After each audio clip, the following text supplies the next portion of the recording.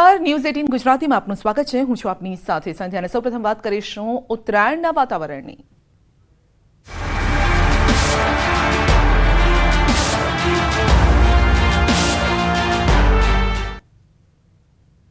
ગુજરાતના પતંગ રસિયાઓ માટે મહત્વના સમાચાર છે। ઉત્તરાયણમાં હવામાન અંગે અંબાલાલની આગાહી છે। ઉત્તરાયણ આસપાસ કેવું રહેશે ગુજરાતનું વાતાવરણ? 14મીએ ગુજરાતમાં વાદળછાયું વાતાવરણ રહી શકે છે। ઉત્તરાયણ પર સવારથી જ ઠંડા પવન ફૂંકાશે। ઉત્તરાયણના દિવસે આંચકાનો પવન ફૂંકાઈ શકે છે। મધ્ય ગુજરાતના ભાગોમાં પ્રતિ કલાક 6 કિલોમીટરની ઝડપે પવન ફૂંકાઈ શકે છે। આંચકાના પવનના કારણે ગતિ વધી પણ શકે છે। કચ્છમાં પ્રતિ કલાક 6 થી 15 કિલોમીટરની ઝડપે પવન ફૂંકાઈ શકે। ઉત્તરાયણના દિવસે ઉત્તર ગુજરાતના ભાગોમાં સારો પવન રહેશે।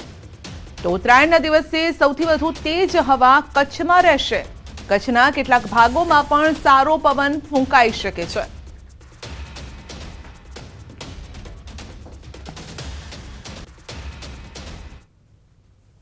ઉત્તરાયણ ઉપર જોવા જઈએ તો 10-11 વેસ્ટર્ન ડિસ્ટર્બન્સ આવશે। ઉત્તરાયણ ઉપર કંઈક આછા વાદળા જણાશે કોઈ ભાગમાં। ઉત્તરાયણ ઉપર ઠંડો પવન ફૂંકાશે, પણ ઉત્તરાયણ ઉપર મધ્ય ગુજરાતમાં લગભગ 6 કિલોમીટરની ઝડપે પવન ફૂંકાવાની શક્યતા છે। ક્યારેક ત્યાંની ઝડપે આંચકાનો પવનમાં કદાચ ગતિ વધી શકે।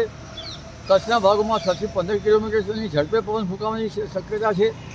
કદાચ આંચકાનો પવન વધી શકે।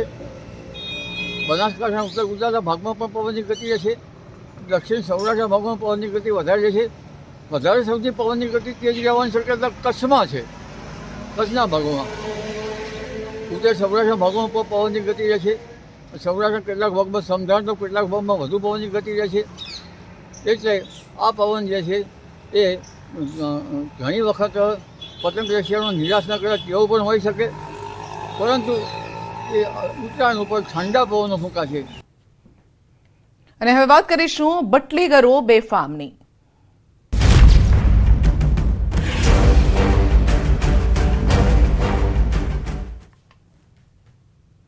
બુટલેગરો બેફામ, હવે પોલીસ પણ સુરક્ષિત નથી રહી। સુરેન્દ્રનગરના ઝીંઝુવાડામાં પીએસઆઈ સહિત પોલીસ જવાનો પર જીવલેણ હુમલો કરવામાં આવ્યો છે। ઝીંઝુવાડામાં આરોપીને લઈને જઈ રહેલ પોલીસ અધિકારી પર જીવલેણ હુમલો થયો છે।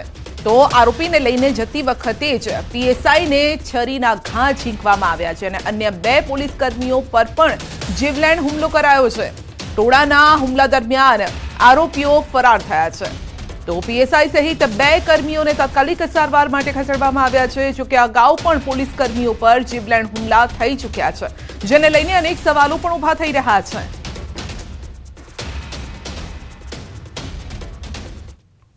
આરોપીને પકડીને લઈને આવતા હતા દરમિયાન આ સમયગાળા દરમિયાન ક્રિકેટ રમતા એના માણસોમાંથી કોઈએ ગામની અંદર જાણ કરતા ગામમાં પોલીસને રોકી દેવામાં આવેલી અને પોલીસ ઉપર હુમલો કરતા પીએસઆઈ ડાંગર તથા 2 પોલીસ કોન્સ્ટેબલ ઘાયલ થયેલા। હાલમાં પીએસઆઈ ડાંગર અમદાવાદ ઝાયડસ હોસ્પિટલની અંદર સારવાર હેઠળ છે। તો સુરેન્દ્રનગરના પીએસઆઈ પર હુમલા પ્રકરણમાં ફરિયાદ નોંધાઈ છે। 26થી વધુ આરોપીઓ સામે ફરિયાદ નોંધાઈ છે।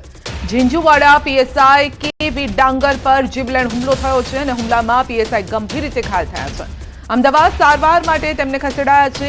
આરોપીઓને પકડવા ઝીંઝુવાડા પોલીસનો કાફલો ખડકાયો છે। મોડી રાત સુધી અલગ અલગ ટીમનું કોમ્બિંગ પ્રોહિબિશનના આરોપીને પકડવા જતા કેટલાક અજાણ્યા લોકોએ પોલીસ ટીમ પર હુમલો કર્યો।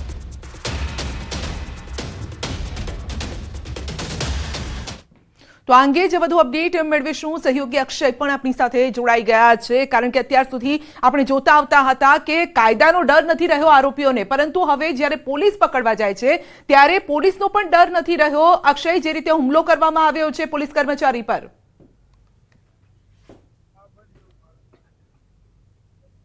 ચોક્કસથી વાત કરવામાં આવે તો ઝીંઝુવાડા પોલીસ મથકના જે પીએસઆઈ છે કેવી ડાંગર અને અન્ય 2 પોલીસ કર્મચારીઓ ખાનગી જે સાદા ડ્રેસમાં છે અને ખાનગી વાહન લઈ અને પ્રોહિબિશનના ગુનામાં એક ફરાર આરોપી છે જાલમસિંહ ઝાલા તેને ઝડપી લેવા માટે ગયા હતા અને તેની જ કારમાંથી આરોપીને ઝડપી લઈ અને પીએસઆઈ સહિતનો પોલીસ કાફલો છે ઝીંઝુવાડા પોલીસ મથક સુધી પહોંચે તે પહેલા જ 25થી વધુ વ્યક્તિઓનું જે ટોળું છે તેને પીએસઆઈ સહિતની ટીમ પર જીવલેણ હુમલો કર્યો હતો અને આરોપી જાલમસિંહ ઝાલા સહિતના અન્ય એક શખ્સને ટોળું છે એ ભગાડી અને નીકળી ગયું હતું। જો વાત કરવામાં આવે સુરેન્દ્રનગર જિલ્લાની તો અંદાજે એકાદ માસ પહેલા ઇંગરોળીમાં પણ પોલીસ ટીમ પર એક આવ્યા જ આરોપી દ્વારા હુમલો કરવામાં આવ્યો હતો। ત્યારે છાસવારે જે સુરેન્દ્રનગર જિલ્લામાં પોલીસ કર્મચારીઓ અને પીએસઆઈ સહિતની જે ટીમ છે એના પર હુમલાના બનાવો બની રહ્યા છે। તેને લઈને ક્યાંક ને ક્યાંક પોલીસની કામગીરી સામે સવાલો ઉભા થયા છે અને પોલીસની કામગીરીની જો વાત કરવામાં આવે તો આરોપીને ટોળું જે છે છોડાવી ગયા બાદ પોલીસની અલગ અલગ ટીમો બનાવી સમગ્ર ઝીંઝુવાડા ગામમાં સમગ્ર રાત દરમિયાન કોમ્બિંગ હાથ ધરવામાં આવ્યું હતું। પરંતુ ક્યાંક ને ક્યાંક તબેલામાંથી ઘોડા છૂટી ગયા પછી તાળા મારતા હોય તેવી સ્થિતિ સર્જાઈ હોય તેવું લાગી રહ્યું છે। હાલ તમામ આરોપીઓ છે ફરાર છે અને સમગ્ર ઝીંઝુવાડા ગામ છે એ પોલીસ ચાવણીમાં ફેરવાઈ ગયું છે। પણ હજુ સુધી આ હુમલાની બનાવને અંદાજે લગભગ 12 કલાકથી વધુ સમય વીતી ચૂક્યો છે, પણ હજુ સુધી એક પણ આરોપીની ધરપકડ થઈ નથી। જી બિલકુલ અક્ષય, આપનો આભાર અમારી સાથે જોડાવા બદલ। તો આરોપીઓ પણ ફરાર થઈ ચૂક્યા છે, હવે તેમને શોધવા માટે પોલીસની અલગ અલગ ટીમો પણ કામે લાગેલી છે। અમદાવાદમાં 58 લાખની ઠગાઈના આરોપીના કસ્ટોડિયલ ડેથ મામલે પોલીસનું નિવેદન છે। કહ્યું છે કે મેડિકલ સારવાર બાદ આરોપીની અટક કરેલી હતી અને એસડીએમને કસ્ટોડિયલ ડેથ અંગે પંચનામાની જાણ કરેલી છે। ફોરેન્સિક પેનલ પોસ્ટમોર્ટમ અને વિશેરા રિપોર્ટ તેમજ આરોપીઓ સાથે તૈનાત કર્મચારીઓની પૂછપરછ બાદ આગળની તપાસ હાથ ધરાશે। મહત્વનું છે કે સીજી રોડના જ્વેલર્સમાં 58 લાખની ઠગાઈ મામલે દીપક પંચાલની ધરપકડ હતી।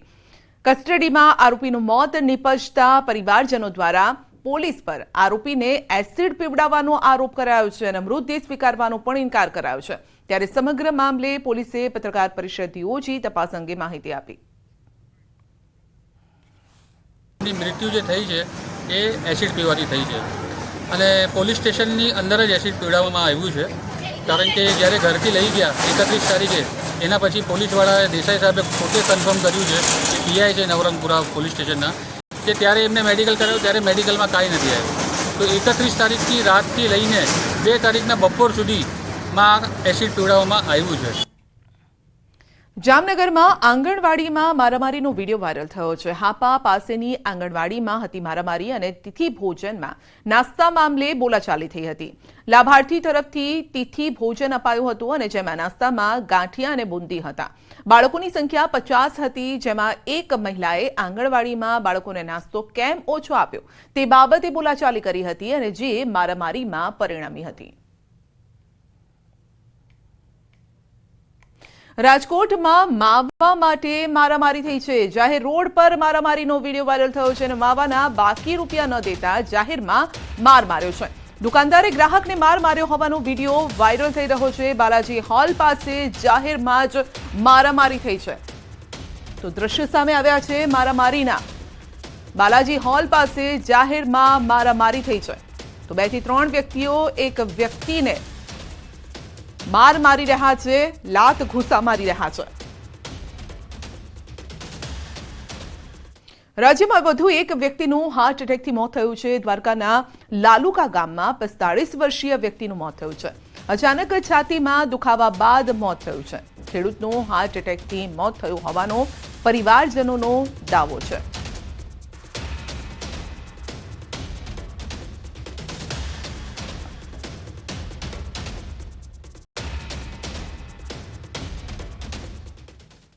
તો રાજ્યમાં હાર્ટ એટેકથી વધુ એક યુવકે જીવ ગુમાવ્યો છે। પાવાગઢમાં દર્શન માટે આવેલા ભરૂચના 22 વર્ષીય યુવકને હાર્ટ એટેક આવતા મોત થયું છે। મૃતક તેના મિત્ર સાથે પાવાગઢ આવ્યો હતો। હોટેલમાં રાત્રિ રોકાણ કર્યા બાદ સવારે દર્શન કરવા જાય તે પહેલા જ યુવકને હાર્ટ એટેક આવ્યો છે। યુવકની અચાનક વિદાયથી પરિવારમાં શોક છવાયો છે। તો હાર્ટ એટેકથી મોતની આ ઘટના પાવાગઢ આવ્યો હતો યુવક, 22 વર્ષીય યુવક, ભરૂચનો આ યુવક છે અને તેણે જીવ ગુમાવ્યો છે। તો નાની ઉંમરમાં હાર્ટ એટેકના કેસ વધી રહ્યા છે।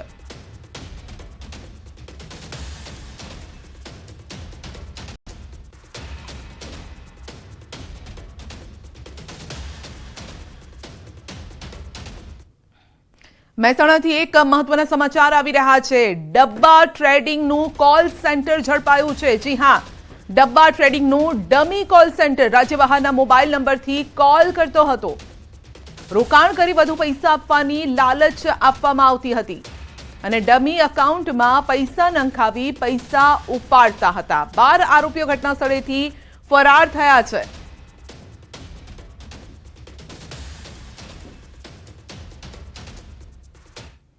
બુલેટિનમાં આગળ વધીશું નાનકડા બ્રેક બાદ.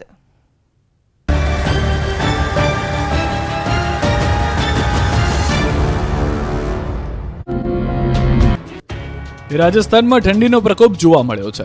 માઉન્ટ આબુમાં ઠંડીનું 3rd ડિગ્રી ટોર્ચર જોવા મળી રહ્યું છે. માઉન્ટ આબુમાં સિઝનમાં પહેલીવાર તાપમાનનો પારો માઇનસમાં પહોંચી જતા આબુ જમ્મુ કાશ્મીર બની ગયું હતું.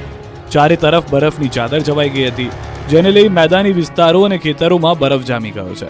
અહીંની સૌથી ઊંચા પહાડોની ચોટી ગુરુ શિખર પર પણ બરફ જામી ગયો છે.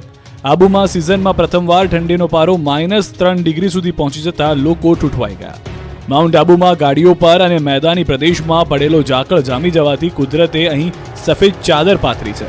તાપમાનનો પારો ગગડતા મેદાની વિસ્તારો, ઘરો, હોટલોની બહાર પાર્ક કરેલી કાર અને 2 વ્હીલર પર અને રેસ્ટોરન્ટમાં રાખવામાં આવેલા ટેબલો પર બરફ જામી ગયો. તો બીજી તરફ હોટલમાં રોકાયેલા પ્રવાસીઓ બરફ જોઈને રોમાંચિત થઈ ગયા છે. ગુજરાત સહિત અન્ય રાજ્યોમાંથી માઉન્ટ આબુ પહોંચેલા પ્રવાસીઓને કાશ્મીર, મનાલી જેવો અહેસાસ આબુમાં થઈ ગયો. વહેલી સવારે પ્રવાસીઓ ચાની ગરમ ચુસ્કીઓની મદદથી ઠંડીનો હરાવવાનો પ્રયાસ કરી રહ્યા છે. તો કડકડતી ઠંડીના કારણે લોકોના જનજીવન પર અસર થઈ. ઠંડીને કારણે વૃદ્ધોને ભારે હાલાકીનો સામનો કરવો પડી રહ્યો છે. લોકો ઠંડીથી બચવા તાપણા અને ગરમ ચાનો સહારો લઈ રહ્યા છે. રાજ્યમાં ઠંડીનું આક્રમણ વધ્યું છે. રાજ્યમાં છેલ્લા 1 અઠવાડિયાથી કડકડતી ઠંડી પડી રહી છે. લોકો હાડ થીજવતી ઠંડીનો સામનો કરી રહ્યા છે. હજુ 7 જાન્યુઆરી સુધી ગાત્રો થીજવતી ઠંડી સહન કરવી પડશે. 9.9 ડિગ્રી તાપમાન સાથે કેશોદ અને નલિયા સૌથી ઠંડુ શહેર છે, તો ભુજમાં 10.9 ડિગ્રી તાપમાન નોંધાયું. અમદાવાદમાં 13.8, ગાંધીનગરમાં 12.5 ડિગ્રી તાપમાન નોંધાયું છે. તો ડીસામાં 11.2 ડિગ્રી તાપમાન છે. 11 શહેરોમાં 13 ડિગ્રીથી નીચું તાપમાન નોંધાયું છે. બીજી તરફ રાજ્યભરમાં ગાઢ ધુમ્મસની ચાદર જવાતા ગુજરાત હિલ સ્ટેશન બની ગયું છે. નર્મદા જિલ્લામાં પણ સવારથી જ ગાઢ ધુમ્મસનો કહેર જોવા મળ્યો. સવારે એસટી બસ સ્ટેશન પર ઠંડી અને ધુમ્મસને કારણે પ્રવાસીઓની સંખ્યામાં ઘટાડો જોવા મળ્યો. આ બાજુ નવસારીમાં પણ ધુમ્મસ છવાયું. ગણદેવીમાં વહેલી સવારથી ધુમ્મસભર્યું વાતાવરણ જોવા મળ્યું. ધુમ્મસના કારણે વાહન ચાલકોને હાલાકી પડી. શાકભાજી અને ડાંગર પકવતા ખેડૂતોને ચિંતા વધી. વલસાડમાં પણ વહેલી સવારથી ધુમ્મસભર્યું વાતાવરણ છવાયું. ગાઢ ધુમ્મસને કારણે જિલ્લામાં હિલ સ્ટેશન જેવો માહોલ જોવા મળ્યો. શહેરના રસ્તાઓ પર પણ ધુમ્મસને કારણે વિઝિબિલિટી ઓછી થઈ હતી. ઊંઝા તાલુકાના દાસજ ગામની ચોકડી પાસે એક ગમકવાર અકસ્માત સર્જાયો.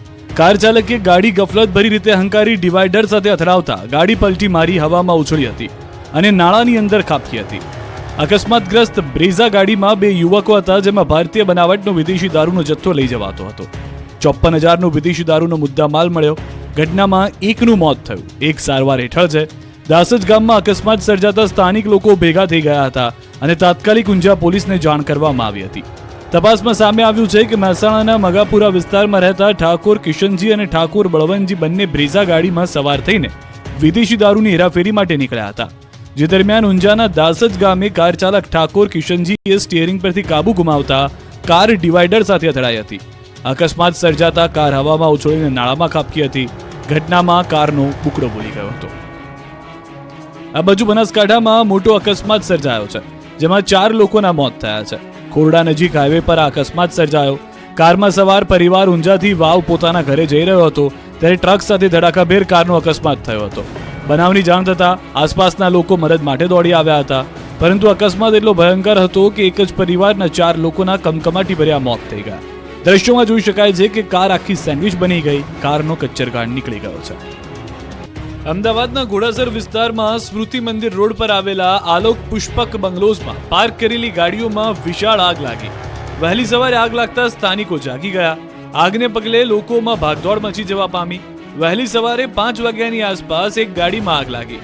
આલોક પુષ્પક બંગલોઝની ગલીમાં પાર્ક કરેલી એક ગાડીમાં આગ લાગી ગઈ હતી, જે આગ વધતા અન્ય 3 ગાડીઓમાં પણ જોવા મળી. ફાયર બ્રિગેડના જવાનો દ્વારા તાત્કાલિક પાણીનો મારો ચલાવી આગને કાબૂમાં લેવામાં આવી. ફાયર બ્રિગેડની ટીમ પહોંચે તે પહેલા જ આગે વિકરાળ સ્વરૂપ ધારણ કરી લીધું હતું. એક બાદ એક એમ 4 ગાડીઓ બળબળ સળગી ઉઠી. આગ એટલી વિકરાળ થઈ ગઈ હતી કે તેની જાળ બંગલા સુધી પહોંચી ગઈ હતી. આગને કારણે બંગલા પણ કાળા કાળા થઈ ગયા. જોકે રહીશો પહેલા જ બહાર નીકળી ગયા હતા. ઈસનપુર વોર્ડના ભાજપના કોર્પોરેટર શંકરભાઈ ચૌધરી ઘરની પાછળના ભાગે જ આવેલી લાઇનમાં ગાડીઓમાં આગ લાગી હતી. સુરતમાં રેલવે સ્ટેશન નજીક આવેલા ગરનાળામાં એક લોડિંગ ટ્રક ફસાઈ ગઈ હતી. ભારે વાહન માટે લગાવવામાં આવેલા ગર્ડરને તોડીને આ ટ્રક ફસાઈ હતી. સવારે બનેલી આ ઘટનાને લઈને નોકરી ધંધે જઈ રહેલા લોકો ફસાયા. 4 કિલોમીટરથી લાંબો ટ્રાફિક જામ થવાને કારણે લોકોને ભારે હાલાકી ભોગવવી પડી. વરાછાથી પોદાર આર્કેડ સુધીમાં 4 કિલોમીટર જેટલો ટ્રાફિક જામ થયો. જ્યારે વરાછાથી સિટીમાં જતા લોકો માટે આ ટ્રાફિક ગામમાંથી નીકળતા અડધો કલાક જેટલો સમય લાગી ગયો. 4 કિલોમીટર લાંબા બ્રિજ પર લોકો રોંગ સાઈડમાં જતા જોવા મળ્યા. ડાયવર્ઝન જ્યાં આપવો જોઈએ ત્યાં મેટ્રોની કામગીરી ચાલતી હોવાથી ત્યાં પણ ડાયવર્ઝન આપી શકાયો નથી, જેના કારણે મોટી મુશ્કેલી સર્જાઈ. સવારે 5 વાગે એક સિમેન્ટ ભરેલી લોડિંગ ટ્રક રેલવે ગરનાળામાંથી પસાર થવાનો પ્રયાસ કરી રહી હતી, જે દરમિયાન વાહનો માટે લગાવવામાં આવેલા ગર્ડરને તોડી નાખ્યું. ત્યારબાદ ટ્રક ફસાઈ ગઈ, જેના કારણે ગરનાળાને બંધ કરવાની નોબત આવી. પોદાર આર્કેડ ખાતે બેરિકેડ મારી દેવામાં આવ્યું હતું, જ્યાં ઇમરજન્સી હોવા છતાં કેટલાક લોકો દ્વારા કોઈને જવા દેવામાં આવી રહ્યા નહોતા. આ સાથે લોકો સાથે દાદાગીરી પણ કરવામાં આવી રહી હતી. તેમના જાણીતાને બેરિકેડ ખોલી જવા દેવામાં આવી રહ્યા હતા. લોકોને ગાળો આપી ઉદ્ધત વર્તન કરવામાં આવતું હતું.